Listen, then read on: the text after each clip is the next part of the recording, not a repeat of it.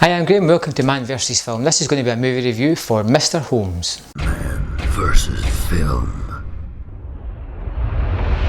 I'm a great Sherlock Holmes fan. I absolutely love the character. I've watched it in almost all its iterations from the early 30s onwards, and it's a character that really resonates and it's always fascinating to watch.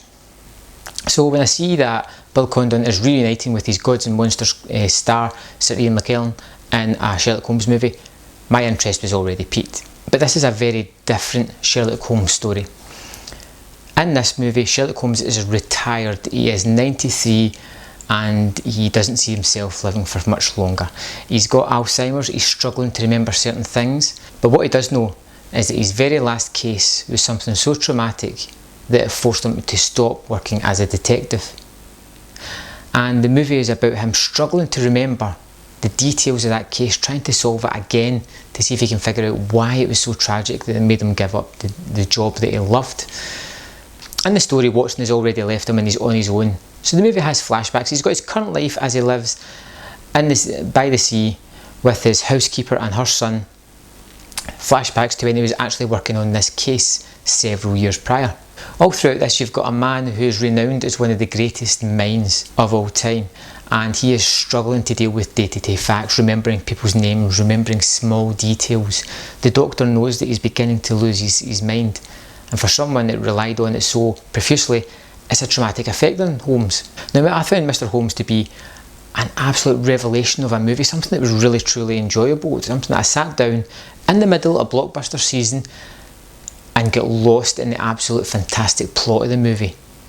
Now, it's not one of these special effects laden blockbuster movies that's out at the moment. It's something more, something that really draws you in with the story and lets you into the sort of characteristics of Holmes and how he's feeling with his Alzheimer's that's appearing. Now, also in this movie is Laura Linney, who plays his housekeeper, who is fantastic as well as a put upon sort of maid servant of this decrepit, senile old man who has these idiosyncrasies that just don't suit. Milo Parker is Laura Linney's son in the movie, and she works with him at Holmes' grounds, and Holmes starts to connect with the boy, and the boy really brings Holmes round, helping him to remember things about his past. The boy wants to know what happened at this last case as well, and that spurs Holmes on to really remember things. It's a fascinating movie, and it's got several mysteries in it, one which I didn't even know was a mystery until at the end when it concluded, and it ties everything together in such a fantastic story.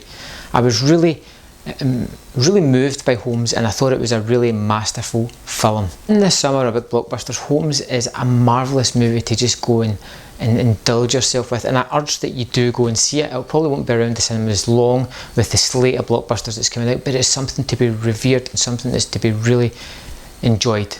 I'm going to give Mr. Holmes 4 out of 5, and I've already got a strong indication that this is going to rise on rewatches, and it's something that I'm going to watch several times more. I really enjoyed it that much, and I urge that you go and see it. The performances are absolutely pin perfect.